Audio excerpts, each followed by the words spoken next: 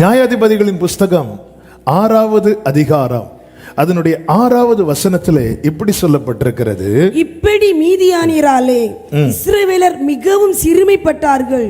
அப்பொழுது இஸ்ரவேல் புத்திரர் கர்த்தரை நோக்கி முறையிட்டார்கள். இஸ்ரவேல் புத்திரர் மீதியானியராலே இஸ்ரவேல் புத்திரர் சிறுமைப்பட்டார்கள்.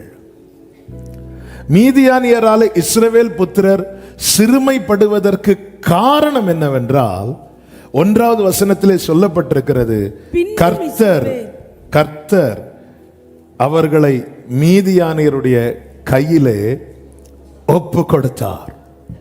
ஒரு தேவ பிள்ளை, தேவனை ஆராதிக்கிற தேவ பிள்ளை இதை புரிஞ்சுக்கணும்.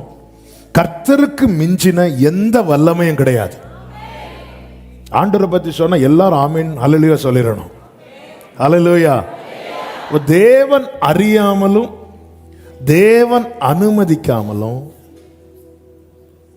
என் வாழ்க்கையில ஒன்றும் நடந்ததில்லை, நடக்கவில்லை, நடக்க போகிறதும் இல்லை.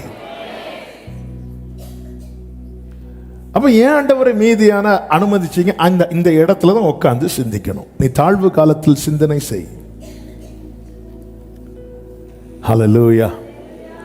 நாம யோசிக்கிறது கிடையாது. கர்த்தர் ஒப்பு கொடுத்தாராம். ஆனா ஒப்பு கொடுக்கும் போது கூட கர்த்தருடைய இரக்கத்தை பார்த்தீங்களா? என்றென்றைக்கும் என்று சத்ருவின் கையில் ஒப்பு கொடுக்காமல் ஒரு காலத்தை குறித்து கர்த்தர் ஒப்பு கொடுக்கிறார். எத்தனை வருஷம் கொடுக்கிறார்? 7 வருஷம். அதனாலதான் சத்ருக்களின் இஷ்டத்துக்கு என்னை ஒப்பு கொடாமல் அப்படிங்கிறார் தாவீது. சில நேரத்தில் கொடுக்கிறார். ஆனா என்றென்றைக்கும் என்று கொடுத்திருந்தால் திருடன் திருடவும் அழிக்கவும் கொல்லவும் என்றென்றைக்கும் என்று கொடுத்திருந்தால் நம்ம இல்லை. அவர் ஒரு காலத்தை குறித்து தான், ஒரு டைமை செட் பண்ணி தான் கர்த்தர் சத்ருவின் கையிலே கொடுக்கிறார். பாபிலோனியர் கையிலே கர்த்தர் கொடுக்கும் போது எரேமியா 25வது அதிகாரம் அதனுடைய 10-11 வசனங்களிலே இப்படி சொல்லப்பட்டிருக்கிறது, மகிழ்ச்சியின் சத்தத்தையும் சந்தோஷத்தின் சத்தத்தையும், மணவாளனின் சத்தத்தையும் மணவாட்டியின் சத்தத்தையும், எந்திரத்தின் சத்தத்தையும், விளக்கின் வெளிச்சத்தையும் அவர்களிலிருந்து நீங்க பண்ணுவேன் என்று கர்த்தர் சொல்லுகிறார். 11 சொல்லப்பட்டிருக்கிறது, இந்த தேசமெல்லாம் வனாந்திரமும் பாழுமாகும், இந்த ஜாதிகளோ 70 வருஷமாக பாபிலோன் ராஜாவை, ஒரு புறம் அவ்வளவு கோபம் இருக்கிறது, இன்னொரு புறம் அவருடைய தயவு அவரை சும்மா இருக்கவே விடல. அதனால என்றென்றைக்கும் என்று கொடுக்கவில்லை. என்றென்றைக்கும் என்று தேவன் சத்துருவின் கையில கொடுக்க மாட்டார். இந்த ஜனங்களுக்கு எவ்வளவோ பேசியும் எவ்வளவோ சொல்லியும் தங்கள் இருதயத்தை கடினப்படுத்தி தேவனுக்கு பிரியமில்லாத, தேவனால் கொஞ்சமும் ஏற்றுக்கொள்ள முடியாத காரியத்தில் அவர்கள் துணிந்து நின்று கொண்டிருந்தபடியினாலே கர்த்தர் ஒப்பு கொடுத்தார். ஆனால் ஒப்பு கொடுத்ததும் அவருடைய முழு கோபத்தின் அடிப்படையில் அல்ல. அப்படி இருந்திருந்தால் ஒரு நிமிடத்திலே அவர்கள் பாழாயிருந்திருப்பார்கள். கர்த்தர் ஒப்பு கொடுத்தது உள்ள இரக்கத்தை வச்சு, அதனாலதான் அந்த டைமை செட் பண்றார். ஹல்லேலூயா. இந்த காலம் முடியும் போது என்ன ஆகும்? முடியும் போது தேவன் நினைத்தது நிறைவேறும்.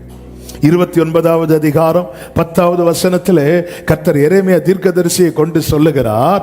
எரேமியா 29:10 பாபிலோனிலே 70 வருஷம் நிறைவேறின பின்பு, அந்த வார்த்தையை கவனிச்சீங்க. இன்னும் இது ஆரம்பிக்கவே இல்லை. ஆனா ஆண்டவரே செட் பண்றார் பாருங்க. எனக்கு என் ஜனமாகிய குமாரத்திய நான் வேறு எந்த பிரகாரம் நடத்துவேன்? என்னைக்கு புரிஞ்சுக்கோங்க, நல்லா புரிஞ்சுக்கோங்க. நம்முடைய ஆசை, ஒரு பெற்றோருடைய ஆசை என்னங்க? நம்முடைய பார்வையில பிள்ளை நல்லா இருக்கணும். அதுதானே எல்லாருடைய விருப்பம். ஸ்கூல் போயிட்டு வர பிள்ளை டல்லா வந்துட்டுனாலே நம்ம பதறும். கடந்த நாளில் ஒரு பெற்றோர் ஒரு மகனை அழைத்து கொண்டு வந்தார்கள். சின்ன பையன் ஸ்கூல் படிக்கிறான். அழைத்து கொண்டு சோமண்ண வராங்க. நல்ல நேசிக்கிற பெற்றோர், என்ன கொஞ்சம் சேட்டை பண்றான் அப்படின்னாங்க. சரி, பசங்க சேட்டை இருக்கும், அதெல்லாம் சரியாயிரும் சொல்லும் போது அவங்க மனம் திறந்து பேசுறாங்க.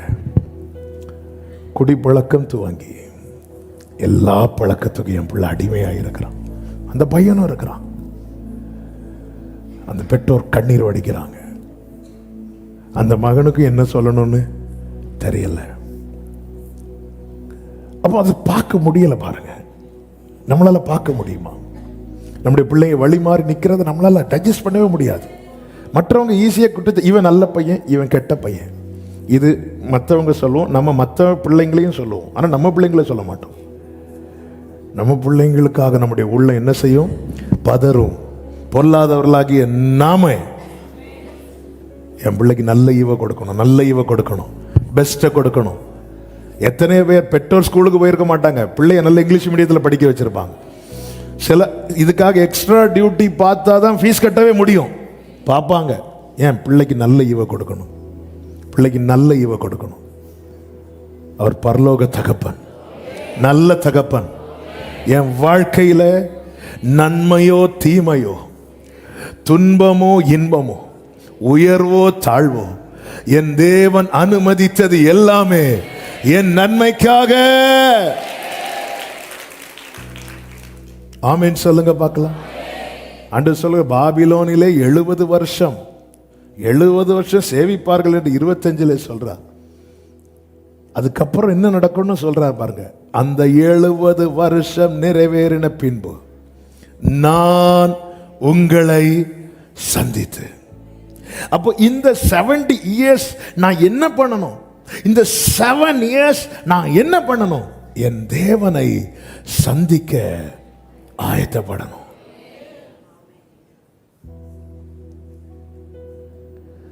இந்த 70 வருஷம் என்ன பண்ணணும்? ஆண்டவர் இந்த சிறுமைப்படுத்தின நாட்களுக்குன்னு ஒரு எண்டு வச்சிருக்கிறார். அது நம்முடைய எண்டு அல்ல, அந்த நாட்களுக்கான எண்டு. என் கண்ணீரின் பள்ளத்தாக்கில் என்னுடைய முடிவை கர்த்தர் எழுதவில்லை, அந்த கண்ணீரின் பள்ளத்தாக்கின் முடிவை எழுதி வைத்திருக்கிறார். நான் உங்களை சந்தித்து உங்களை இவ்விடத்திற்கு திரும்பி வர பண்ணும்படி. அடுத்த வார்த்தையை பாருங்கள், உங்கள் மேல் என் நல் வார்த்தையை நிறைவேற பண்ணுவேன் என்று கர்த்தர் சொல்லுகிறார். இனி 11வது வசனத்தை வாசிங்க. நீங்கள் எதிர்பார்த்திருக்கும் முடிவை உங்களுக்கு கொடுக்கும்படிக்கு நான் உங்கள் பேரில் நினைத்திருக்கிற நினைவுகளை அறிவேன், அவைகள் தீமைக்கு அல்ல சமாதானத்துக்கு. அப்போ ஆண்டவர் என்ன சில துன்பத்தின் நடுவில் நடக்க அனுமதித்தாலும் அவர் மனசுல இருக்கிறது என்னை குறித்த தீமை அல்ல, என்னை குறித்த சமாதானத்துக்கு ஏதுவான நினைவுகளே. ஆமென் சொல்லுங்க பார்க்கலாம். நடத்தி வந்த பாதைகளை நினைக்கும் போதல். நல்லா புரிஞ்சுக்கோங்க, அதாவது அந்த பாதையை தாண்டினா எல்லாமே டெஸ்ட். நம்ம டெஸ்ட் மணினாலே என்னங்க, எந்த சாட்சி வைரல் ஆகும் தெரியுமா? நம்ம ரொம்ப கஷ்டப்பட்டு அதிலிருந்து ஒரு டெலிவரன்ஸ் கிடைக்கிற சாட்சி தானே வேற.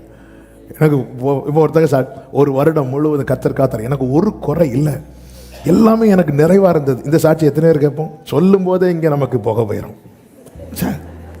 நானும் நம்ம இதில் விரும்பி கேட்போமா? ஆனால் இதான் பெரிய சாட்சி தெரியுமா? ஹல்லேலூயா.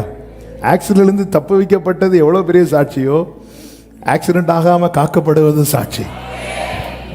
அதனால தான் ஒவ்வொன்றையும் நினச்சி பார்க்கணும். தாவீதுக்கு துதிக்காம தூங்க முடியாது. அவர் சொல்றார், ராக்காலத்தில் என் உள்ளிந்திரியங்கள் என்ன உணர்த்தும். எவ்வளோ காத்தார், துதிக்காம இழுத்து போட்டு தூங்கிட்டு இருக்கிறத பாரு, உடனே எழும்பிடுவார். நீ செய்ததை மறக்க கூடுமோ இந்த வாழ்க்கை? ஆனா ஓகே, டைம் இல்லை, பாடினா அவ்வளோதான், நம்ம போயிடும். ஹல்லேலூயா. கவலைப்படாதீங்க, பரலோகத்தில் பிரசங்கமே கிடையாது, ஒன்லி பாட்டு மட்டும்தான், துதி மட்டும்தான். ஹல்லேலூயா. கர்த்தர் நல்லவர். ஆமென் சொல்லுங்க பார்க்கலாம். ஆமென். ஆண்டவர் மனசுல தீமை கிடையாது, நன்மை. அவர் பார்க்கிறார், எனக்கு என்ன செய்ய, இவனை என் வழிக்கு கொண்டு வரணும். ஹல்லேலூயா. கை வளைஞ்சிட்டு கீழே விழுந்து அம்மானு ஓடிட்டு வரான் பிள்ளை, கை வளைஞ்சிட்டு. சரிடா, வளைஞ்சு பார்க்க நல்லா தான் இருக்கு, அப்படி விடுவோமா? இல்லை, அதை நிமித்தணும். இப்போ பிள்ளை மனசுல இருக்கிறது வலி மட்டும்தான். ஆனா பெற்றோர் மனசுல இருக்கிறது என்ன தெரியுமா? இந்த கை என்ன ஆகணும்? நேராகணும். அப்படியே ஒரு வைத்தியரை தூக்கிட்டு போவாங்க பாருங்க. அந்த வைத்தியர் இருக்கிறத பார்த்தாலே அப்படி எண்ணெயெல்லாம் போட்டுட்டு வா வா வா உக்காரு, வேற வழி இல்லை. சும்மா கை நேரா இருக்கிற பிள்ளைய கொண்டு வைத்தியத்தை காட்டுவாங்களா? காட்ட மாட்டாங்க. தாழ்வு காலத்தில் சிந்தனை செய். ஆமே, நான் +1 படிக்கும்போது நானும் பால்சாமும் வண்டியில் போயிட்டு இருக்கும்போது விழுந்துட்டோம். நான் வண்டி மேலோட விழுந்து, அவன் என் மேலோட விழுந்தான். அவனுக்கு பெரிய அடி இல்லை, எனக்கு இந்த கையெல்லாம் கொஞ்சம் உள்ளே போயிட்டு, அது எனக்கு தெரியல அடி. அப்போ தான் நம்ம அருண் பிரதருடைய அப்பா வந்தாங்க, நல்ல வைத்தியர். அவர் நேரம் வந்துட்டு இப்படி பார்த்து ஒரு நூலை வச்சு இப்படி இதுவாக அளந்தார். இவர் இதுக்கு நூலை வச்சு அளக்கிறாரு, ஒருவேளை சட்டை தச்சு தர போறாரோ? அப்படி அளந்தார். இந்த கையோட இந்த கை கொஞ்சம் அப்படி உள்ள போயிருந்தது, அவருக்கு தெரியுது. சுற்றி எங்கள் அம்மா அப்பா எல்லாரும் இருக்கிறாங்க. அவன் பால்சாமுக்கும் லைட்டாக காலில் அடி உண்டு. அவன் முதல்ல அவனுக்கே பாருங்க அவன் பார்த்துட்டே இருக்கிறான், இவன் ட்ரீட்மெண்ட் எப்படி போகுது. அவர் அப்படி அழகா என் கையை தடவ ஆரம்பிச்சார். வைத்தியர்னா இவர் அல்லவோ வைத்தியர். பார்த்துட்டு இருக்கும்போது அப்படி ஒரு கதையெல்லாம் சொல்ல ஆரம்பித்தார். அந்த காலத்தில் நாங்கள், இந்த காலத்தில் நான் கதையில் ரொம்ப இன்வால்வ் ஆகும்போது என் கையை ஒரு இழுத்தாரு பாருங்க. ராக்கெட்லாம் தேவையில்லை, சந்திரன் அப்படியே சுற்றிட்டு வரலாம்.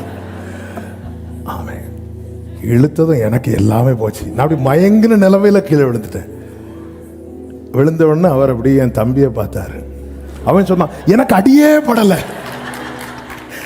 அவருக்கு மட்டும்தான் அடிபட்டு சொல்லிட்டு ஓடிட்டான். ஆனா அப்படி பண்ணதுனால இன்னைக்கு கிருபையினால கை நல்லா இருக்கு. உன்னை நான் தெரிந்தெடுத்தது, ஹல்லேலூயா, தானிய கிடங்கில் இருந்தல்ல, உபத்திரவத்தின் குகையில இருந்து. உபத்திரவத்தின் குகையில இருந்து என் ஜனமாகிய குமாரத்தியை நான் வேறு எந்த பிரகாரம் நடத்துவேன்? 7 years மீதியானியர் கையில கொடுத்துட்டார். ஏனென்றால் 6:1 சொல்லப்பட்டிருக்கிறது, நியாயாதிபதிகள் 6:1, பின்னும் இஸ்ரவேல் புத்திரர் கர்த்தரின் பார்வைக்கு. அப்போ ஒரு காரியத்துக்கு அப்படி ஒப்பு கொடுக்கவில்லை, பின்னும் பின்னும். அப்போ ஒரு காரியத்தை ரிப்பீட்டடா செஞ்சுட்டே இருக்கும்போது அதிலிருந்து இந்த ஜனத்தை மீட்க, அதிலிருந்து வெளியே கொண்டு வருவதற்காக கர்த்தர் சில ப்ரோக்ராமை செட் பண்றார். அதுல யாரெல்லாம் உள்ள வருவாங்க தெரியுமா? நமக்கு பிடிக்காதவங்க எல்லாம் உள்ள வருவாங்க. நம்ம யாரை ஃபேஸ் பண்ணவே கூடாதுன்னு சொல்லிட்டு கடல் கடந்து போய் வீடு வாங்குவோமோ, அதுக்கு அடுத்த அப்பார்ட்மெண்ட்ல அவங்க இருந்து ஹலோ சிஸ்டர் பிரைஸ் எல்லாம் விடுவாங்க. ஐயோ, இவங்களை பார்க்க கூடாதுன்னு தான் இந்த சர்ச்சில் வந்திருந்தேன். நான் இருக்க போற சேர்ல ஒரு பேக் இருந்து, யாருக்கு பேக்னு பார்த்தா கரெக்டா அந்த சிஸ்டருக்கு பேக். அதாவது சிலரை நம்ம எல்லைக்குள்ள கர்த்தர் விடுவார். யோபுவின் எல்லைக்குள்ளே சாத்தானை விட்டார். எப்படிங்க இருக்கும்? முதலாவது சொல்லுகிறார், அவனுக்குண்டான எல்லாம் உன் கையில் இருக்கிறது. அடுத்து சொல்லுகிறார், அவன் உன் கையில் இருக்கிறான். சாத்தான கையை காட்ட சொல்லிட்டு யோபுவை தூக்கி வச்சுட்டு காலத்தை செட் பண்றார். செட் பண்ணிட்டு சொல்றார், இதை வேணா தொட்டுக்கோ, இதை தொடாத. இந்த வார்த்தை பலமுறை செய்தியில சொல்லியிருக்கு. நம்ம படிக்கும்போது, நம்ம பார்க்கும்போது உண்மையிலே சோதனை யோபுவுக்குன்னு தான் தோணும். ஆனால் உண்மையிலே சோதனை சாத்தானுக்கு. ஒரு குரங்கு கையில் பழத்தை கொடுத்துட்டு சாப்பிடாதுன்னு சொன்னா அந்த குரங்குக்கு இதை விட சோதனை. தேவ பிள்ளை அழிக்கிறது தான் சாத்தானுடைய போஜனம். ஆனா அவன் கையில கொடுத்துட்டு ஜீவனை தொற்றாதேங்கிறார். டைமை செட் பண்றார். 1வது அதிகாரத்தில் சாத்தான் இருந்தான், 2வது அதிகாரத்துல சாத்தான் இருந்தான். 1வது அதிகாரத்துல கர்த்தர் உண்டு, யோபு உண்டு, சாத்தான் உண்டு. 2வது அதிகாரத்துல கர்த்தர் உண்டு, யோபு உண்டு, சாத்தான் உண்டு. ஆனா 42வது அதிகாரத்துல கர்த்தர் உண்டு, யோபு உண்டு. யாரு இல்ல தெரியுமா? உன்னோடு போராடினவர்களை.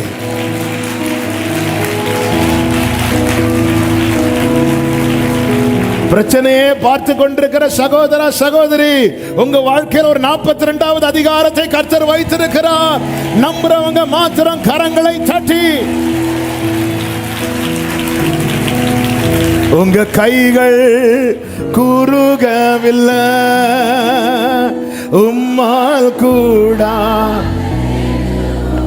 ஆமென், உம்மால் கூடாது.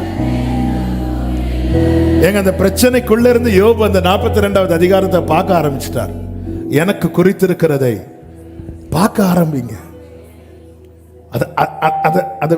விசுவாசம் என்பதை காணப்படாதவைகளில் நம்புறீங்களா? அதை பார்க்க ஆரம்பிக்கணும். ஹல்லேலூயா, ஹல்லேலூயா. ஆண்டவரே கண்களை திறந்தருளும், ஆண்டவரே கண்களை திறந்தருளும். ஆண்டவர்கிட்ட கேட்கணும். இப்பொழுது 7 வருஷத்துக்கு கர்த்தர் மீதியானியர் கையில ஒப்பு கொடுக்கிறார். நானும் நீங்களும் சத்துரு போராடியும் காக்கப்படுறோம். சத்துருவின் ஆயுதங்கள் எல்லாம் நம்ம மேல படாம போகுதுன்னா நம்மை கர்த்தர் பொதிந்து வைத்திருக்கிறார். இவங்க இப்பொழுது ஒப்பு கொடுக்கப்படுறாங்க. 7 years. அப்போ நமக்குள்ள ஒரு கேள்வி எழும், ஆண்டவர் 7 வருஷம்னா சத்துருவின் கை ரொம்ப பலத்து போகுமே. பலக்கட்டும். கர்த்தருடைய பிரசன்னத்தினாலே பர்வதங்கள் எல்லாம் மெழுகு போல உருகும். அதனாலதான் ஆண்டவர் சொல்லுகிறார், அந்த 70 வருடம் நிறைவேறின பின்பு நான் உங்களை சந்திப்பேன். என் சிறுமையை மாற்ற, என் நுகத்தடியை மாற்ற என்னை தேவன் சந்திப்பார். யோபுவை சந்தித்தார். யோபு சொல்லுகிறார், என் காதினால் நான் உம்மை குறித்து கேள்விப்பட்டேன், இப்பொழுதோ என் கண்கள் உம்மை காண்கிறது. அது முதல் யோபுவின் வாழ்க்கை, அவன் இழந்த அனைத்தையுமே இரண்டத்தனையாய் பெற்றுக் கொண்டான். அவனுடைய முன்னிலைமையை பார்க்கிலும் அவனுடைய பின்னிலைமை ஆசீர்வாதமாயிருந்தது. ஆமென் சொல்லுங்க பார்க்கலாம். ஹல்லேலூயா. கர்த்தருக்கு மகிமை உண்டாவதாக. அந்த 7 வருட காலத்திலே இஸ்ரவேல் ஜனங்கள் முறையிட்டார்கள் என்று வேதம் சொல்லுகிறது. அவர்கள் கர்த்தரை நோக்கி முறையிட்டார்கள். இந்த 7 வருடத்தில் என்ன நடக்கும் தெரியுமா? இந்த மீதியானியர்கள் வெட்டுக்கிளிகளைப் போல வருவார்களாம்.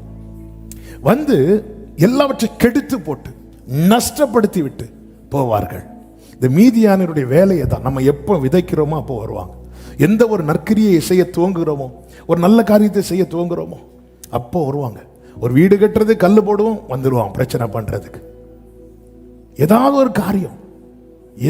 ஒரு காரியம் செய்ய கால் எடுத்து வச்சா, ஒரு பிசினஸ் பண்றதுக்கு கால் எடுத்து வைத்தா வந்துடுவான்.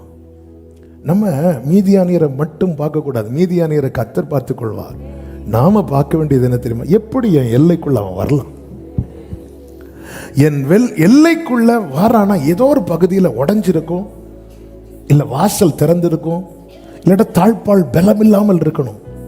ஒரு தேவ பிள்ளை இதை தான் பார்க்கணும்.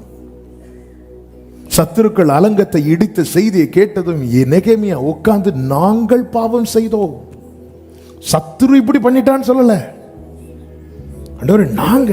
அவன் உட்கார்ந்து சில நாட்கள் அழுது துக்கித்து, கொஞ்சம் டைம் எடுக்கும் நம்ம சிந்திக்க.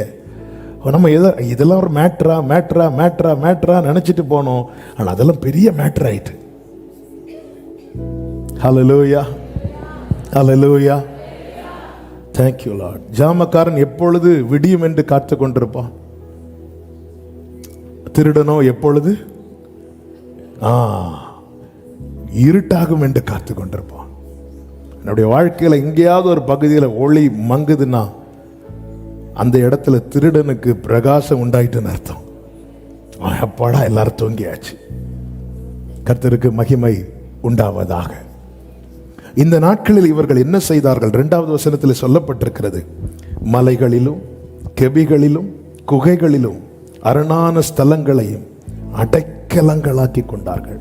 இந்த சிறுமைப்படுத்தப்படுகிற நாட்களிலே ஒரு தேவ பிள்ளைக்கு என்ன பிரதானமா தேவை அப்படின்னா அடைக்கலாம். ஏன் அந்த நாட்களில் நம்முடைய தீபம் அணையாமல் இருப்பது அவசியம். அவர் சந்திக்கும் நாளிலே நாம இருக்கணும். ஆமென் சொல்லுங்க பார்க்கலாம். நம்ம அதிசயத்துக்காக நல்லா துதிக்கிறோம், அடைக்கலத்துக்காக துதிக்கிறோமா? ஒரு அற்புதம் நடந்தா ஆர்ப்பரிக்கிறோம். இஸ்ரவேல் ஜனங்கள் பாருங்க, ஒரு அற்புதம், சிவந்த சமுத்திரம் பிளக்கப்பட்ட அற்புதம் பார்த்தபோது ஆர்ப்பரித்தார்கள். ஆனால் எகிப்திலே அத்தனை வாதைகள் வந்த போதும் கர்த்தர் அவர்களுக்கு அடைக்கலமாய் இருந்தார். ஒரு எகிப்தியன் தான் அடிக்கப்பட்டு மரித்தானே தவிர எபிரேயரில் ஒருவனும் அங்கே அடிபட்டு சாகவில்லை. சிறுமைப்படுத்தப்பட்டார்கள் உண்மைதான், ஆனால் கர்த்தர் அடைக்கலமா இருந்தார். அவர் அடைக்கலமா இருக்கிறத நினைச்சு நம்ம துதிக்கிறோமா? இந்த செய்தியை நேற்று எழுதி கொண்டிருக்கும் போது ஆவியானவர் இதை ரொம்ப பாரப்படுத்தினார். நான் துதிக்கணும்னா எனக்கு ஒரு அதிசயம் நடக்கணும். இல்லை, தாவீது சங்கீதத்தில் பாருங்க, அவனுக்கு செய்யப்பட்ட அதிசயங்கள் நிமித்தம் தாவீது துதித்ததை விட கர்த்தர் அவனுக்கு அரணாய் அடைக்கலமா இருந்தது நிமித்தம் தாவீது துதித்தது அதிகம். அடைக்கலங்கிறார், மறைவிடங்கிறார், புகலிடம்ங்கிறார், அரணான கோட்டைங்கிறார். ஆமென். யுத்தத்தில் ஜெயம் தந்தீர் என்பதை தாவீது சொல்லும் போது யுத்தத்தில் என் தலையை மூடினீர் என்பதை சொல்ல தாவீது மறக்கவில்லை. இந்த நாட்களிலே காக்கப்படுவது ரொம்ப முக்கியம். அவர்கள் அடைக்கலமான குகைக்குள்ள போறாங்க, கெபிக்குள்ள போறாங்க, இதெல்லாம் அடைக்கலமாக்கி கொண்டார்கள். தாவீது குகையில் இருந்தது உண்டு, தாவீது வனாந்திரத்தில் இருந்தது உண்டு, காடுகளில் இருந்தது உண்டு. ஆனா எல்லா இடத்திலும் அவன் குகையை அடைக்கலமாய் பார்க்கவில்லை, அவருடைய விரித்த செட்டையை அடைக்கலமாய் பார்த்தான். அதை நினைச்சு துதிக்கிறார், பிரைஸ் பண்றார். நம்மை தேவன் பாதுகாக்கிற இந்த நாட்களிலே அற்புதங்கள் ஒண்ணு நடக்கவில்லை உண்மைதான், ஆனா கிருபையாய் காக்கிறாரு. எப்படிங்க காக்கப்படுறீங்க? இவ்வளவு கடன் சுமையை வச்சுட்டு எப்படிங்க காக்கப்படுறீங்க? யாரையும் ஃபேஸ் பண்ண முடியாத நிலையில் இருந்து எப்படிங்க காக்கப்படுறீங்க? இந்த அளவுக்கு வியாதி வந்த போது எப்படி காக்கப்படுறீங்க? இந்த தீபம் அணையாமல் காக்கிறவர். காரணம், சத்ருவின் கையிலே கர்த்தர் காலத்தை குறித்து தான் ஒப்பு கொடுத்திருக்கிறார். இப்பொழுது தேவனை சந்திக்கும் நாள் சமீபிக்கும் போது கர்த்தர் என்ன செய்கிறார் என்றால் தீர்க்கதரிசி அனுப்புகிறார். 8வது வசனத்திலே 7-8 வசனங்களை வாசியுங்கள். இஸ்ரவேல் புத்திரர் மீதியானியர் நிமித்தம் கர்த்தரை நோக்கி முறையிட்ட போது கர்த்தர் ஒரு தீர்க்கதரிசியை. இந்த சிறுமைப்பட்ட நாட்களிலே ஒரு தேவ பிள்ளை செய்ய வேண்டிய முக்கியமான காரியம் என்ன தெரியுமா? கர்த்தரை நோக்கி. இஸ்ரவேல் ஜனங்கள் எகிப்திலே கர்த்தரை நோக்கி முறையிட்டு கொண்டிருந்தார்கள் என்று சொல்லப்பட்டிருக்கிறது. ஆனா நம்ம பிரச்சனை என்ன பண்ணுவோம் அப்படின்னா, பிரச்சனையில தான் தேடுறதுக்கு சோர்ந்து போயிருவோம். ஏசபேல் எலியாவை நாளைக்கு இந்த நேரத்தில் அழிப்பேன் என்று சொல்லும் போது எலியா எங்க போயிருக்கணும் தெரியுமா? மழைக்காக எங்க போய் நின்றாரோ அங்க போய் நிக்கணும். நிக்கல, சோர்ந்துட்டார். ஆபத்து காலத்தில் சோர்ந்து போவோமானால் நம்முடைய பலன் குறுகி போயிட்டு ஆண்டவர் தட்டி எழுப்பி சொல்ற, உனக்கு இங்க என்ன வேலை? போ. எங்க போகணும்? கர்த்தருடைய பர்வதத்துல வா, வந்து நில்லு. கர்த்தருடைய பர்வதத்துல நிக்கணும். ஆமே. வாழ்க்கையில சில சிறுமைப்படுத்தப்பட்ட நிலையில இந்த மாதம் முழுவதும் கர்த்தர் இந்த வார்த்தையை கொண்டு பேசி வருகிறார். ஒன்றை இயேசுவின் நாமத்தில் உங்களுக்கு ஒரு நற்செய்தியை சொல்லிவிட்டு சொல்லுகிறேன். கர்த்தர் இது என்னைக்கு முடியுங்கிற நாளை ஏற்கனவே குறித்து வைத்து விட்டார். அந்த நாளிலே உங்கள் பேரில் கர்த்தர் சொன்ன நல் வார்த்தைகள் ஒவ்வொன்றையும் நிறைவேற்றுவார். இப்பொழுது கர்த்தரை நோக்கி முறையிடுகிறார்கள். கர்த்தர் ஒரு தீர்க்கதரிசி அவர்களிடத்தில் அனுப்பினார். அவன் என்ன செய்கிறான்னா, உணர்த்துகிறார். எகிப்தியர் கையினின்றும் உங்களை ஒடுக்கின யாவருடைய கையினின்று உங்களை ரட்சித்து அவர்கள் தேசத்தை உங்களுக்கு கொடுத்து, நான் உங்கள் தேவனாகிய கர்த்தர் என்றும் நீங்கள் குடியிருக்கும் தேசத்தில் உள்ள எமோரியருடைய தேவர்களை பயப்படாதீர்கள் என்று உங்களுக்கு சொன்னேன். நீங்களோ என் சொல்லை. இப்ப இந்த உணர்த்தப்படுறாங்க. உணர்வுள்ளவனை தான் கர்த்தர் சந்திப்பார். அப்ப இந்த இடத்து நம்ம என்ன கேட்போம் தெரியுமா? அந்த சிறுமைப்பட்ட நாட்கள்ல கர்த்தர் எப்படிப்பட்ட வார்த்தையை அனுப்புவார்னு நம்ம எதிர்பார்த்துட்டு இருப்போம். பயப்படாதே, உனக்கு நான் அதை செய்வேன். அதெல்லாம் செய்யறதுக்காக கர்த்தர் என்ன செய்யறாருன்னா உணர்வுக்குள்ள கொண்டு வரார்.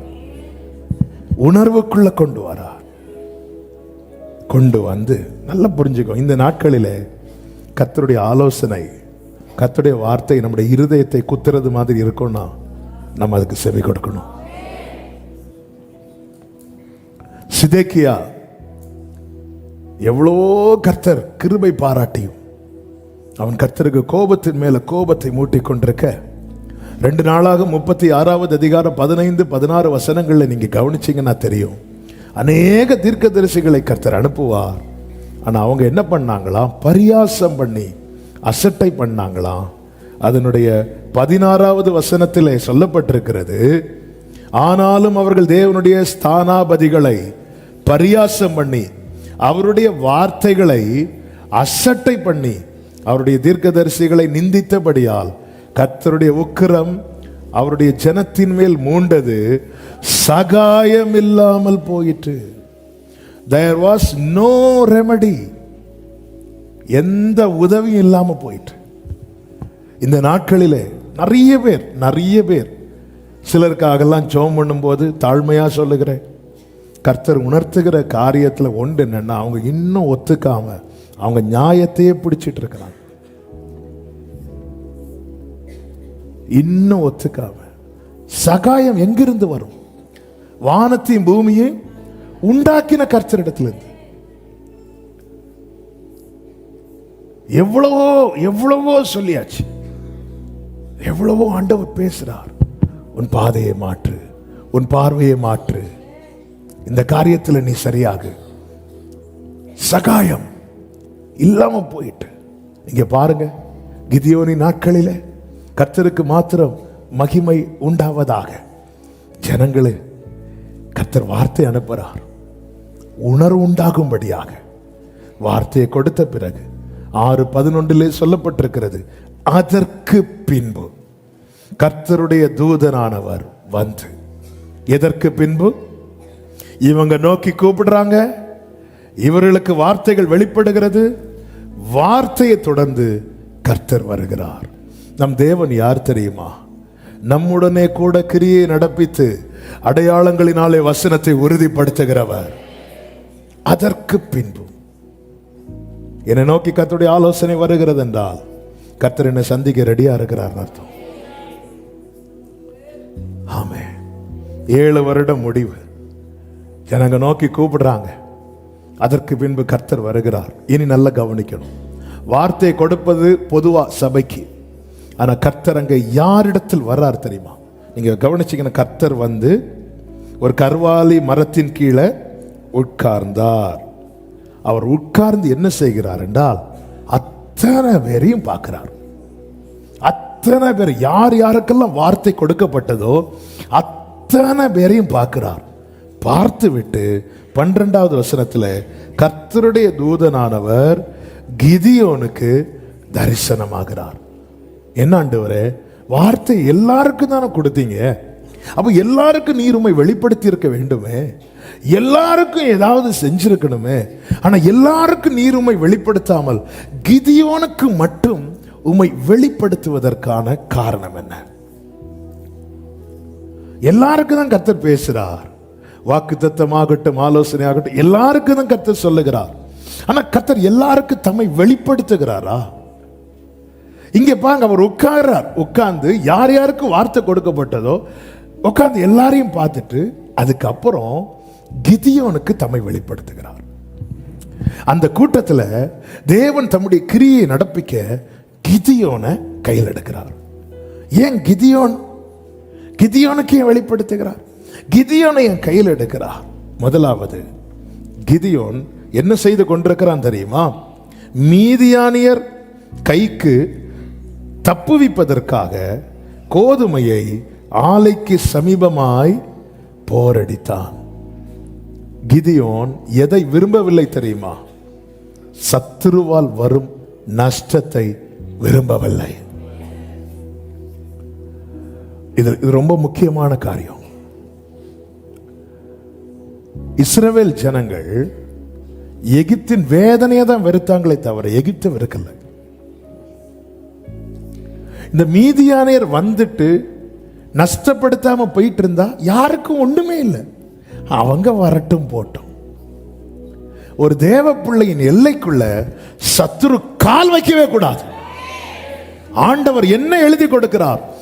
இனி உன் தானியத்தை சத்துருக்களுக்கு ஆகாரமாக கொடே. ஏங்க திடீர்னு வீட்டுக்குள்ள ஒரு பாம்பு வந்துட்டுன்னு வைங்களேன், அது யாரையாவது டிஸ்டர்ப் பண்ணதா? அப்படி சொல்லுவோமா? இப்பவே திரும்பி பார்க்குறீங்க, ஒருவேளை வந்துட்டோம் சொல்லுவோமா? அது உங்களை அட்டாக் பண்ண வந்தாதான் நீங்க அடிப்பீங்களா? பாம்பை விடுங்க, இந்த கொசுன்னு ஒரு யானையை விட பெருசவன் உண்டு, அது உங்களை கடிக்கவா செய்யுது? கடிக்கும், உங்களுக்கு தெரியாம தானே கடிக்கும். ஆனால் அது எங்கேயோ போறதை பார்த்துட்டு இங்கிருந்து என்ன கோலியாத் ஈட்டியோடு வருவது போல சில பேட்டு அது சார்ஜ்லையும் இருக்காது, அதை கொண்டு போய் அதை கடிச்சாதான் அடிப்போமா? இல்லை அது இருக்கக்கூடாதுன்னு நினைக்கிறோமே. ஏங்க இப்படி நம்ம நினைக்கிறது இல்லை? ஏன் தானியம் சத்துருக்களுக்கு ஆகாரமாய் போகுது? என்னால மீதியானியரை விரட்ட முடியுமோ, மீதியானியர் கைக்கு இது தப்பு வைக்க முடியுமோ, அது ரெண்டாவது மேட்டர். ஏன் எல்லைக்குள்ள சத்துரு வரக்கூடாது? இப்படி நினைக்கிறவனை கர்த்தர் பார்க்கிறார். இப்படி நினைக்கிறவனை கர்த்தர் பார்க்கிறார். இந்த கோலியாத் வந்து நிக்கிறான் 40 நாள். யாராவது துடிச்சாங்களா? அவங்களுக்கு என்ன தெரியுமா? டெய்லி கிளம்பி வந்து நிக்கணும், அவன் திட்டுவான், நல்லா கேட்கணும், போய் கூடாரத்துக்குள்ள இருந்து சாப்பிட்டுட்டு நாளைக்கு என்ன வார்த்தை சொல்லி திட்ட போறானோ தெரியல, திருப்பி போனோம் நிக்கணும். அவன் வருவான், அவனுக்கு தெரிஞ்ச லாங்குவேஜ்ல எல்லாம் அவங்க தேவர்களை சொல்லி திட்டுவான். எப்பாடா இனி நம்ம போயிடுவோம். தாவீதால தாங்க முடியல. ஏன் எல்லைக்குள்ள எப்படி சத்துரு வரலாம்? அவன் தான் யூஸ் ஆகும். சத்துருவால் வர நஷ்டத்தை விரும்பவில்லை. மாசம் மெடிசினுக்கு இவ்வளவு போகுது. நம்ம ஜெபம் என்ன? ஆண்டவரே மெடிசின் தேவைகள் சந்திக்கப்படுவதாக. அப்படித்தானே ஜெபம் பண்ணும். அது எப்படி ஆண்டவரே போலாம்? இன்னைக்கு குணமாகலாம், நாளை குணமாகலாம், அடுத்த வருஷம் குணமாகலாம். ஆனா இந்த எண்ணமே நமக்குள்ள இல்லைன்னா, டாக்டர் சொல்றாங்க லைஃப் லாங் நீங்க இந்த டேப்லெட் எடுக்கணும். நம்ம உடனே என்ன ஜெபம் தெரியுமா? ஆண்டவர் லைஃப் லாங் டேப்லெட் எடுக்கிறதுக்கான வாசல்களை கத்த தயவாக. அப்படிதான் நாங்க ஜெபம் பண்ணுவோம். கர்த்தர் யாருக்கு தம்மை வெளிப்படுத்துகிறார் தெரியுமா? இந்த நஷ்டம் வரக்கூடாது. நான் நினைக்கிறேன் 7 வருஷம் இந்த கிதியோன் போரடிச்சிருப்பான். ஆனா ஒவ்வொரு முறையும் நஷ்டம் வந்துச்சு. ஆனால் அவன் விடல. ஒரு நாள் எனக்கான நாளாய் வரும்.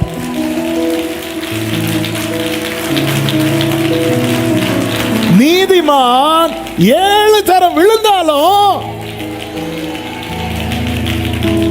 ஒரு டைம் ட்ரை பண்ணி பார்ப்போம். ஒரு செய்தி கேட்கும்போது ஒரு தேவ மனிதர் சொன்னான், தலைவலி வந்து தலைவலிக்கான டேப்லெட் இருக்கு.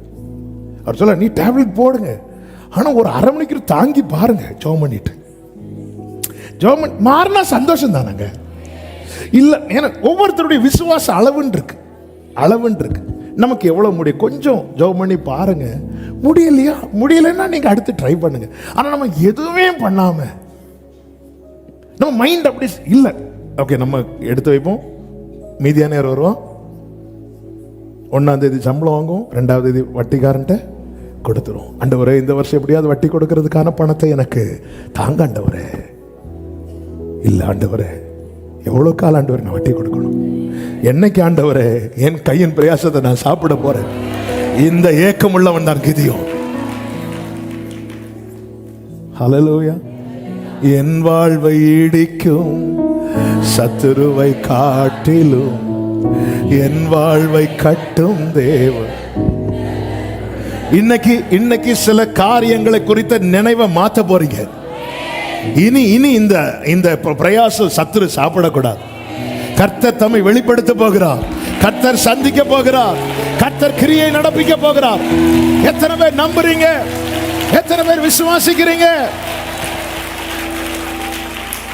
ஹalleluya. நம்ம உடனே நம்ம மைண்ட் செட் அப்படியே மாத்திடுறோம். ஆமென். ஹalleluya. ஆமென். அதனால நம்ம என்ன பண்ணோம்னா ஒரு வருஷத்துக்கு சேர்த்த டேப்லெட்டை ஒரு வாரத்துக்கு வாங்குங்க.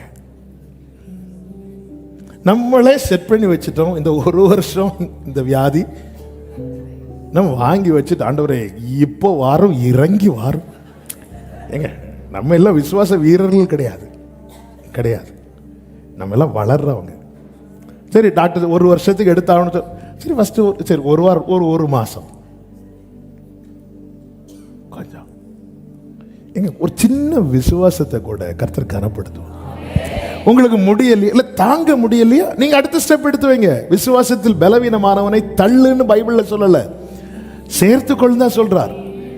ஆமென். ஒவ்வொருத்தருக்கும் ஒவ்வொரு அளவு இருக்கிறது. இவன் பாருங்க, பேதுரு கடல் மேல நடக்கணும் அப்படின்னு சொல்லிட்டு ஒரு விசுவாச வீரனாய் தான் கேட்கிறான். இறங்கி நடக்கும்போது பொசுக்குன்னு உள்ள போனதை கர்த்தர் கைவிட்டாரா? கைவிட மாட்டார். நம்முடைய அற்பமான ஆரம்பத்தை அசட்டை பண்ணாதவர். ஆனால் அவங்க 2 வருஷத்துக்கு நீ மெடிசின், நம்மளும் 2 வருஷத்துக்கு வாங்கி செட் பண்ணி வச்சிருவோம்.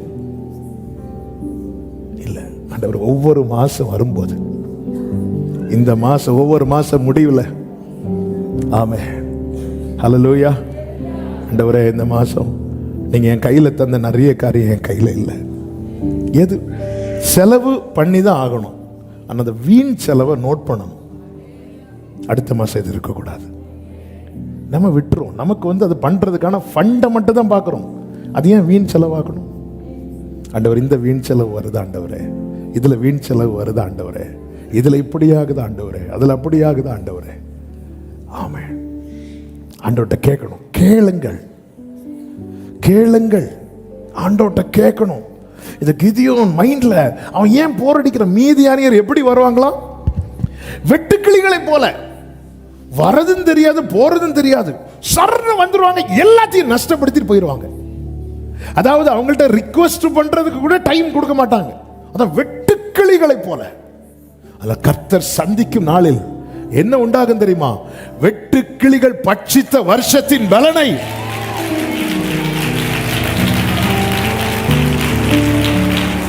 அடுத்து இந்த கிதியோனை பாருங்க. எப்படியும் சத்துரு எடுத்துட்டு தான் போக போறான்னு சொல்லிட்டு அவன் சும்மா இருக்கவில்லை, அவன் போரடித்துக் கொண்டிருந்தான். எப்படியும் இந்த மாசம் எனக்கு எப்படியும் வட்டிக்காரன் வாங்க தான் போறான் அப்படின்னு ஒரு எண்ணம் நமக்குள்ள ஆழமா இருந்துட்டுனா நம்ம ஜெபம் பண்ணவே மாட்டோம். இப்படி 7 வருஷம் இந்த கிதியோன் ட்ரை பண்ணி வைப்பார். ஆனால் நம்பிக்கை விடல. கல்லறைக்கு முன்னாடி மார்த்தாள் 4வது நாள் மட்டும் ஓடல, முதல் நாளும் ஓடுனா, 2வது நாளும் ஓடினா, மரியாள் 3வது நாளும் ஓடினா. 4வது நாள் ஓடும் போது யூதர்கள் என்ன சொல்லிட்டு போறாங்க? கல்லறைக்கு முன்னாடி போய் அழ போறா. அப்ப 3 நாள் இதே வேலையை பண்ணிட்டு இருக்கிறாங்க. முதல் நாள் ஓடும் போது யாருக்கும் தெரியல இவன் எங்க ஓட போற, எல்லாரும் கூட ஓடி பார்த்தா கல்லறைக்கு முன்னாடி இருந்து அழுதுட்டு வராங்க. 2வது நாள் அழுறாங்க, 3வது நாள் அழுறாங்க, 4வது நாள் ஓடும்போது எல்லாருக்கும் தெரியும் மரியாள் எங்க தான் போறாங்க. ஏன்னா இது ஆல்ரெடி பண்ணது. முதல் நாளுடைய அந்த அழுகையின் பலனை காண முடியல. அதுக்காக 2வது நாள் போகாம இருக்கல, 3வது நாள் போகாம இருக்கல. அவளுக்கு நம்பிக்கை, நான் ஒரு நல்ல பங்கை தெரிந்தெடுத்திருக்கிறேன், அவர் என்ன அம்போன்னு விடமாட்டா, ஒரு நாள் எனக்கான நாளா இருக்கும். இந்த பகல் வேளையிலே ஆமென் சும்மா இருக்காம தேவ சமூகத்தில் போராடி கொண்டிருக்கிற சகோதர சகோதரி, ஒரு நாள் உன்னுடைய நாளா இருக்கும். வலது கரத்தை உயர்த்தி சொல்லுங்க, ஒரு நாள் கிதியோனுடைய நாளா இருந்தது போல என்னுடைய நாளா இருக்கும், என்னுடைய நாளா இருக்கும், என்னுடைய நாளா இருக்கும். சத்தம் ஆமென். என்னுடைய நாளா இருக்கும். ஹல்லேலூயா. ஒரு நாள் கிதியோனுடைய நாளா இருந்துச்சு, ஒரு நாள் யோசேப்புடைய நாளா இருந்துச்சு. அது வரைக்கும் சிறுமைதான், ஆனா கர்த்தர் சந்திப்பா. தாவீது சொல்லுகிறார், நான் அவன் வல்லமையை கண்டு, யார் அழிக்க நினைக்கிற சவுலின் வல்லமையை கண்டு உமக்கு காத்திருப்பேன். என்ன வார்த்தை! கர்த்தர் என்னை கிருபையாய் சந்திப்பார். 59வது சங்கீதத்தில் இந்த வார்த்தை இருக்கிறது. ஆமே, அவன் போரடித்தான், சும்மா இருக்கல. ஆமே, சொல்ல நீ எல்லாம் ஜெபம் பண்ணா நடக்குமா? இப்படி ஒரு வார்த்தை வந்தாலே நமக்கு ஜெபம் ஓடாது. நடக்கலைனாலும் ஏதோ ஜெபம் பண்ண கிருபை தரா, நான் ஜெபம் பண்றேன். ஒரு ஊழியக்காரர் ஹாஸ்பிட்டலில் போய் ஜெபம் பண்ணுவாராம். ஆமே. இப்போ கேட்டாங்களாம், நீங்கள் இன்னைக்கு யாருக்கெல்லாம் ஜெபம் பண்ணீங்க? நான் இன்னைக்கு ஒரு 10 பேருக்கு படுக்கையில் இருந்தவங்களுக்கு ஜெபம் பண்ணேன். ஒருவேளை அந்த 10 பேரும் செத்துட்டாங்கன்னா இவர் சொன்னா 11வது யாராவது இருக்கிறாங்களான்னு தேடிட்டு ஜெபம் பண்ணிட்டு அவன் 7 கிதியோன் போரடிக்கும் போது ஒவ்வொருத்தராக பார்த்துருப்பாங்க, எதுக்கு கிதியோனை கஷ்டப்படுற? அதான் மீதியானியர் வந்தா எல்லாம் போயிருமே, எதுக்கு கிதியோனே இன்னும் இந்த நம்பிக்கையை பிடிச்சிட்டு இருக்கிற? 1 வருஷம் 2 வருஷமா 7 வருஷம் பார்த்தாச்சே கிதியோனே, அவங்கெல்லாம் வந்தா ஒன்றும் இருக்காது. ஆமே, எனக்குன்னு ஒரு நாள் உண்டு. தேவன் வெறுக்கிற சத்துருவுக்கே ஒரு நாளை குறித்திருப்பார்னா, தேவன் மிகவும் நேசிக்கிற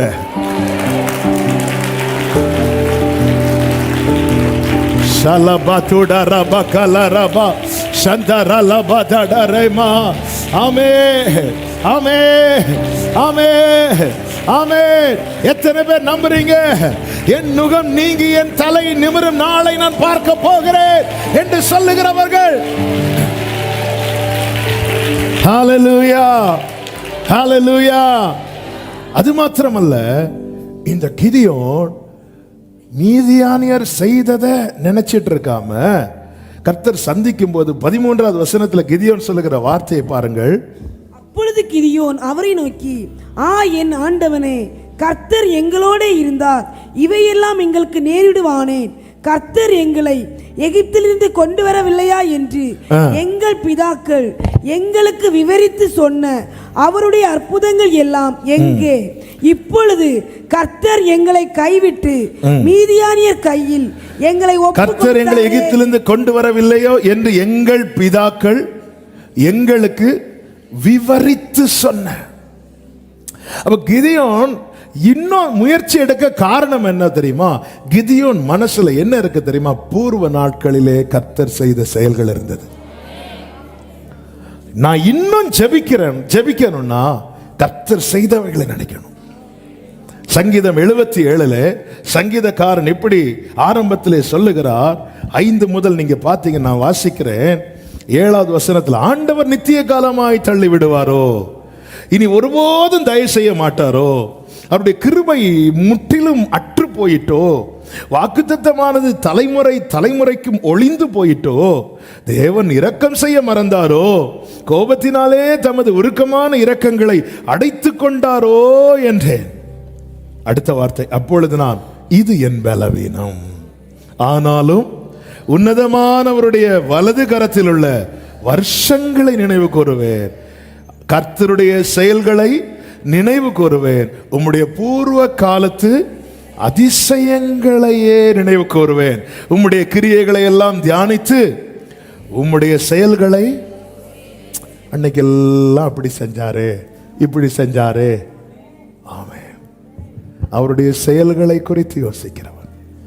ஏன் மற்றவர்களுக்கு தம்மை வெளிப்படுத்தாமல் கிதியோனுக்கு தம்மை வெளிப்படுத்துகிறார் என்றால், மற்றவர்கள் எல்லாம் மீதியானியருடைய செயல்களை யோசிச்சுட்டு இருக்கிறாங்க. கிதியோன் கர்த்தருடைய செயல்களை.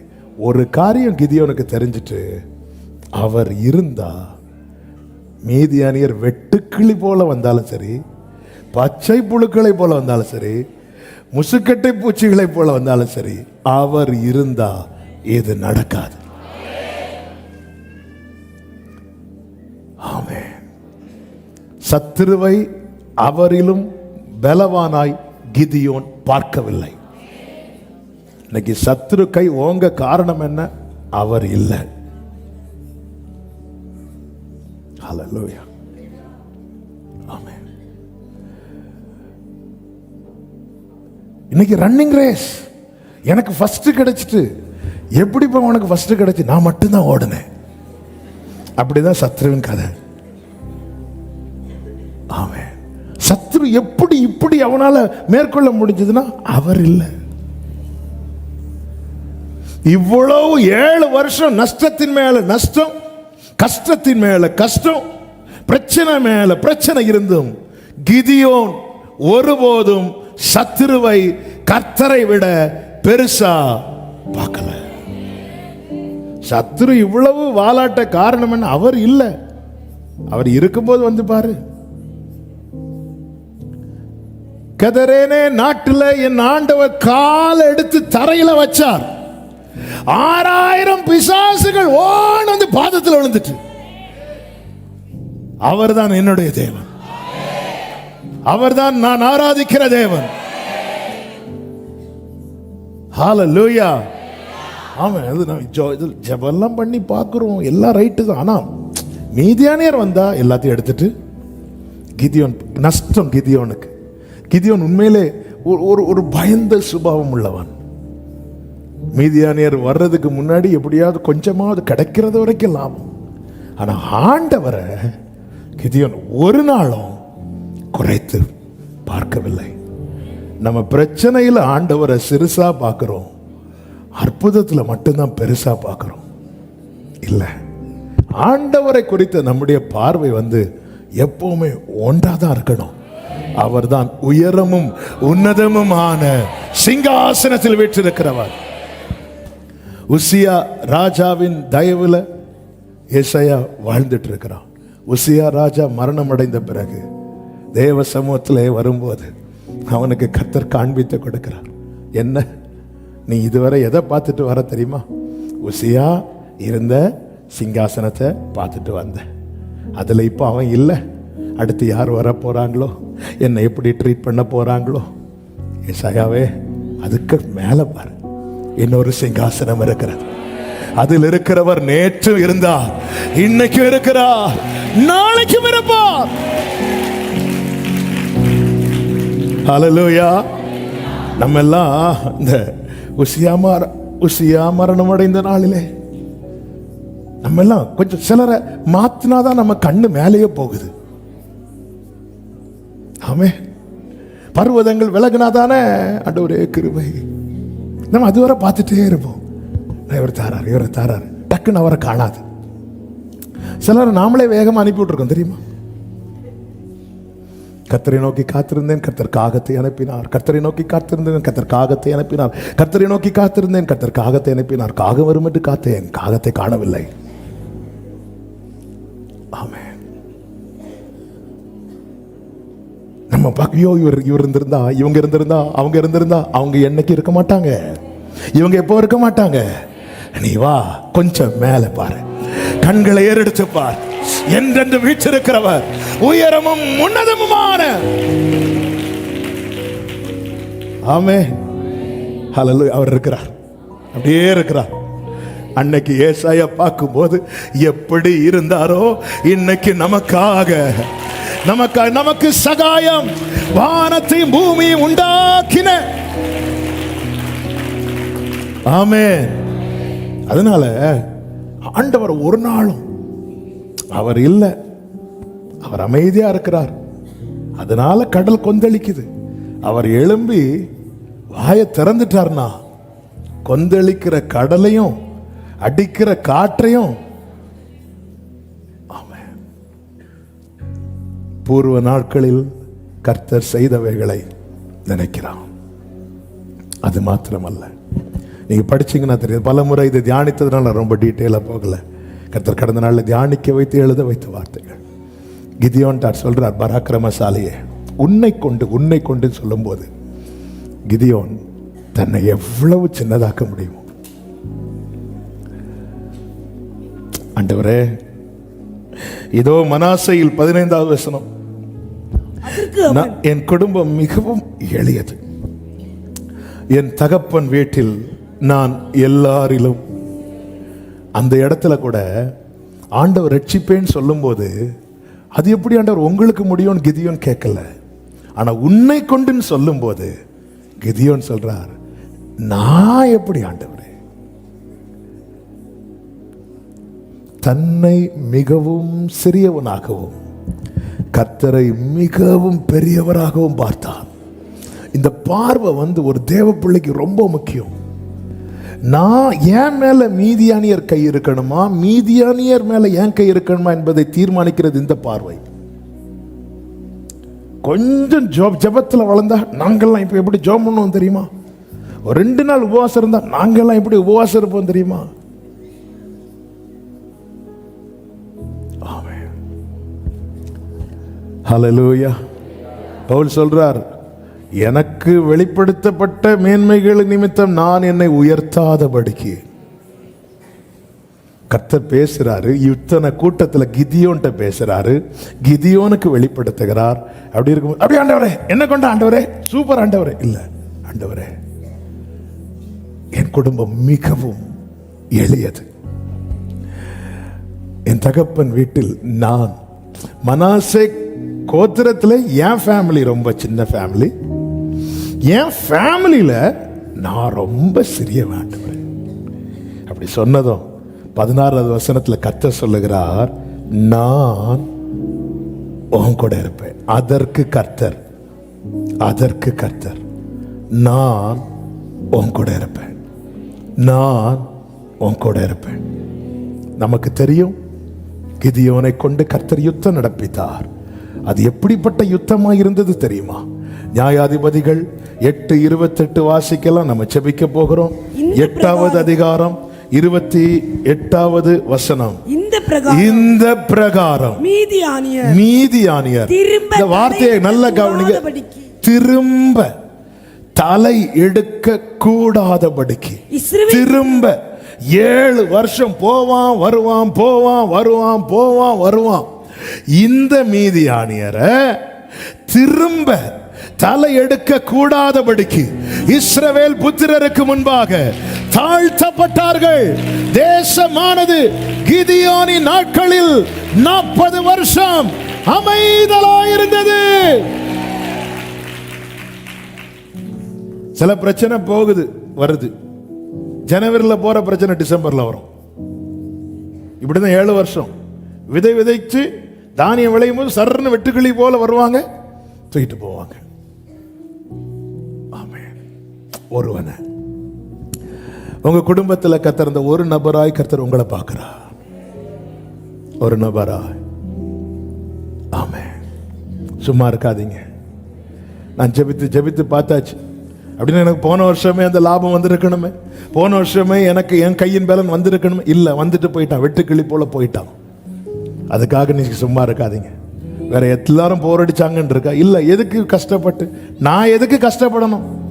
கஷ்டப்பட்டு யாருக்கோ கொடுக்குறேன், கஷ்டப்பட்டு எதுக்கோ கொடுக்குறேன். இல்லை, ஒரு நாள் கிதியோனுடைய நாள், ஒரு நாள் கிதியோனுடைய நாள், ஒரு நாள் தாவீதுனுடைய நாள், ஒரு நாள் யோசேப்புடைய நாள். எனக்கு கர்த்தர் ஒரு நாளை வைத்திருக்கிறார். அதனாலதான் தேவ பிள்ளைகள் சும்மா இருக்கிறது, சும்மா இருக்கிறதுன்னா ஆண்டவரை தேடாம போரடிக்காமல், சீயோன் குமாரத்தியை நீ எழுந்து போரடி அப்படிங்கிறார். ஆமென். நம்மளை பார்த்த நொண்டியானவர்களா எழும முடியாம ஆண்டு சமூகத்தில், ஆண்டவரே நான் 7 வருஷம் போராடிட்டேன் ஆண்டவரே. இல்லப்பா, அவன் தானே ஆண்டவரை நிக்கட்டும், நான் வருவேன் கிதியோனே, நான் வருவேன். அப்ப நான் போரடிக்கிறதுக்கு எனக்கு என்ன வேணும்? கர்த்தருடைய பூர்வ கிரியைகளை நான் நினைக்கணும். இப்படிதானே அன்னைக்கு இருந்துச்சு. அதை செஞ்சார்ல, இப்படி செஞ்சார்ல. இஸ்ரவேல் ஜனங்கள் மிகவும் ஒடுக்கப்பட்ட போது கர்த்தர் இப்படி எல்லாம் செஞ்சார்ல. இப்படி நினைக்க நினைக்க நினைக்க நினைக்க நம்முடைய சிந்தை மண்டலத்துல சத்துரு பெரியவன்ங்கிற எண்ணெல்லாம் அடிபட்டுட்டே இருக்கும். கர்த்தர் பெரியவர்ங்கிற எண்ணம் வளர்ந்துட்டே இருக்கும். அப்படி வளரும் போது நம்பிக்கை மங்காமல் இருக்கும், நம்பிக்கை அணையாமல் இருக்கும். உண்மைதான், சில காரியங்கள் நஷ்டப்பட்டது உண்மைதான். உன்னை நான் சிறுமைப்படுத்தினேன், இனி உன்னை சிறுமைப்படுத்தாதிருப்பேன். ஆமென் சொல்லுங்க பார்க்கலாம். எல்லாரும் அப்படி எழுந்து நிற்கலாமா தேவ சமூகத்தில்? இந்த பிரகாரம் மீதியானியர் திரும்ப தலை எடுக்காதபடிக்கு. ஆமென். ஒரு 5 நிமிடம் செபிக்க போறோம். சில பிரச்சனை என் வாழ்க்கையில நான் பார்க்கவே விரும்பல ஆண்டவரே அப்படின்னு சில காரியங்கள் உண்டு. சில விடுதலை என்பது தற்காலிக விடுதலையா இருக்கு, ஆனா சிலது ரிப்பீட் ஆகுது. உண்மையில இந்த கிதியோன் மீதியானியரை பார்க்கவே விரும்பல.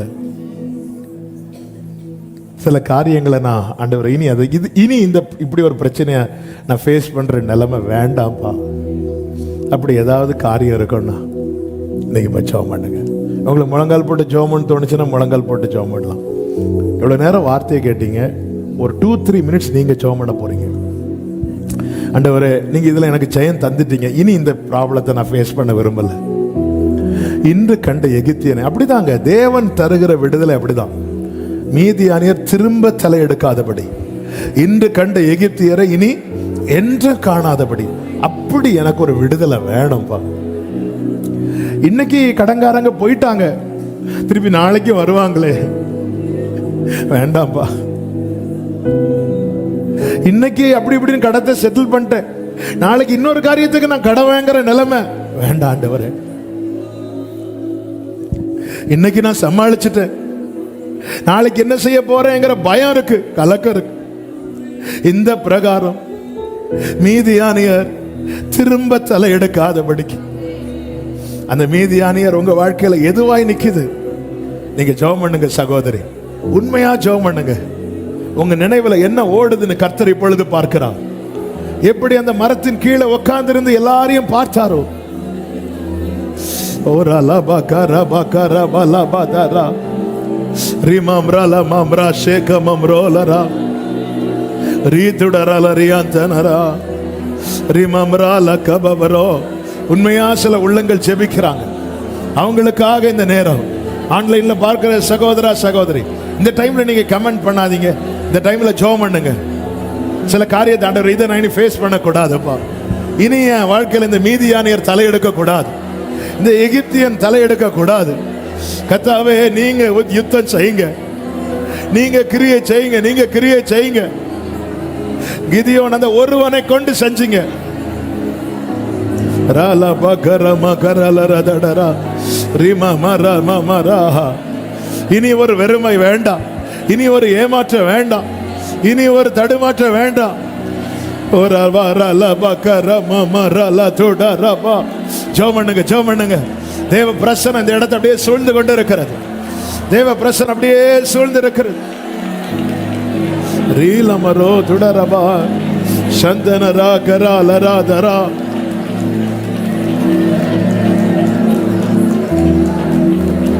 ரேமம் ராகமம் ரேதலா ரீடல ரமோ ஷேரே. அப்பா இரக்கம் செய்யுங்க.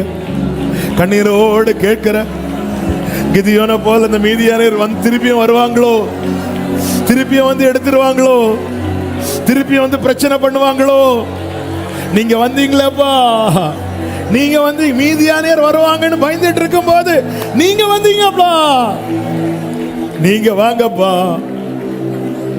நீங்க வாங்க ஆண்டவரே.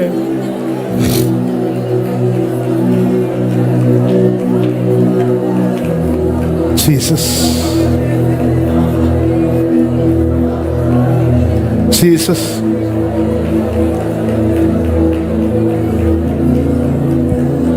இந்த ப்ராப்ளத்தை இனி ஃபேஸ் பண்ணாத நிலை எனக்கு வேணும். நான் உங்களுக்காக ஜெபிக்க விரும்புகிறேன். சில காரியத்தை நாங்கள் குடும்பமா வருஷம் வருஷம் சந்திச்சிட்டு இருக்கிறோம், மாசம் மாசம் சந்திச்சிட்டு இருக்கிறோம். அது திரும்ப தலை எடுக்காதபடிக்கு என் வாழ்க்கையில் ஒரு ஜெயம் வேணும். அப்படி சொல்றவங்க மாத்திரம் உங்க வலது கரத்தை உயர்த்தி இடது கரத்தை இருதயத்தில் வச்சு அந்த காரியத்துக்காக ஜெபம் பண்ணுங்க. நான் மாசம் மாசம் இது சந்திக்கிறேன், வருஷ வருஷம் இது சந்திக்கிறேன். ஜெபம் பண்ணுங்க, நல்லா ஜெபம் பண்ணுங்க. ஆண்டவர் சமூகத்தில் இப்ப அவங்க கண்ணீரெல்லாம் ஊற்றுங்க. கர்த்தர் பார்க்கிறா. கிதியோனுக்குள்ள அந்த எண்ணம் இருந்துச்சு, மீதியானியருக்கு இது போயிடக்கூடாது, மீதியானியர் வந்து எடுத்துடக்கூடாது, கெடுத்துடக்கூடாது. கர்த்தர் வந்தா, கர்த்தரால கூடு சகோதரி, கர்த்தரால கூடு சகோதரா. நான் எவ்ரி மந்த் இந்த ப்ராப்ளம் ஃபேஸ் பண்றேன், நான் எவ்ரி இயர் இதை ஃபேஸ் பண்றேன். இயேசுவே, சில நிந்தை சொற்களை நான் திரும்ப திரும்ப கேட்டுட்டு இருக்கிறேன். என்ன இன்னும் உனக்கு வாய்க்கப்படலையா, இன்னும் உனக்கு கிடைக்கலையா? ஓ, சில நிந்தை சொற்களை நான் திரும்ப திரும்ப கேட்டுட்டு இருக்கிறேன். கர்த்தர் வருவா. ஒரு அலமக்கரா கொந்தளிப்போ எரிகிற அக்னி சூளையோ வனாந்தரமோ தனிமையோ, கர்த்தர் வருவார், உன்னை சந்திக்க வருவார். உன் நிலைமையை மாற்ற வருவார். மீதியானியர் திரும்ப தலை எடுக்காதபடி உன்னோடு இருந்து உனக்கு ஒரு பெரிய ரட்சிப்பை, பெரிய ரட்சிப்பை.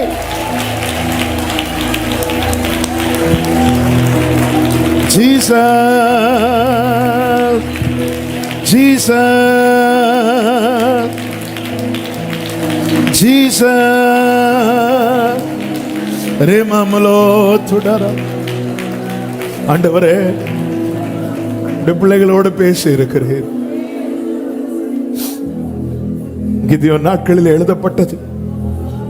அவனுடைய நாட்களில் அதன் பிறகு 40 வருடம் அமெரிக்கையா இருந்துச்சு.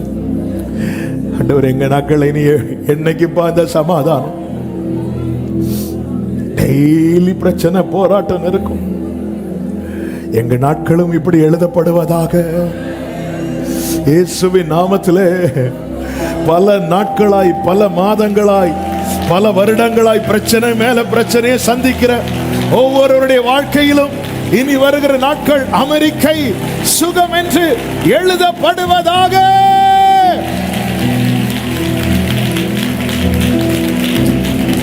இயேசுவின் அதிகாரமுள்ள உயிர்த்தெழுந்த வல்லமையுள்ள நாமத்தினாலே ஜெபிக்கிறேன்.